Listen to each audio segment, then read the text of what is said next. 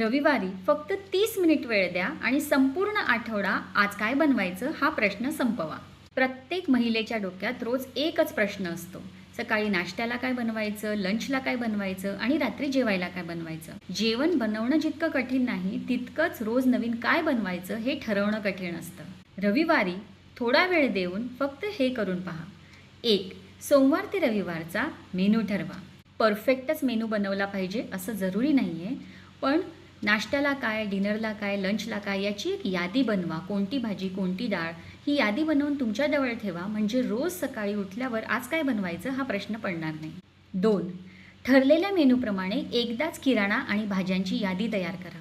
एकदा यादी बनवली की ठरल्याप्रमाणे त्यासाठी लागणाऱ्या भाज्या, दूध, फळं याची यादी बनवा आणि ते एकदाच जाऊन आणा किंवा ऑर्डर करा, म्हणजे वारंवार दुकानात जावं लागत नाही आणि अनावश्यक खर्चही टळतो.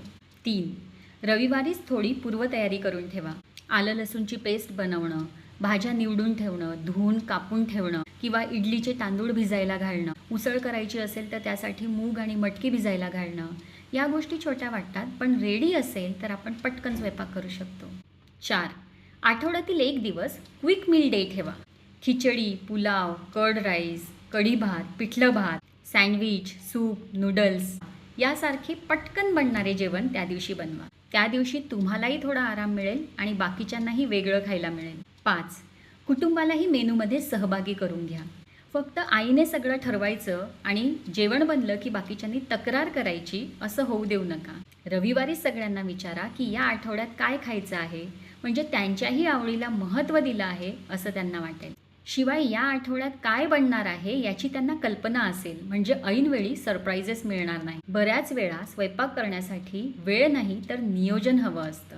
आठवड्यातून फक्त 30 मिनिट हा वेळ दिला तर आपल्या आठवड्याभराचं टेन्शन कमी होऊ शकतं. त्यामुळे वेळ वाचतो, पैसे वाचतात आणि सगळ्यात महत्त्वाचं म्हणजे तुमचं टेन्शन कमी होतं.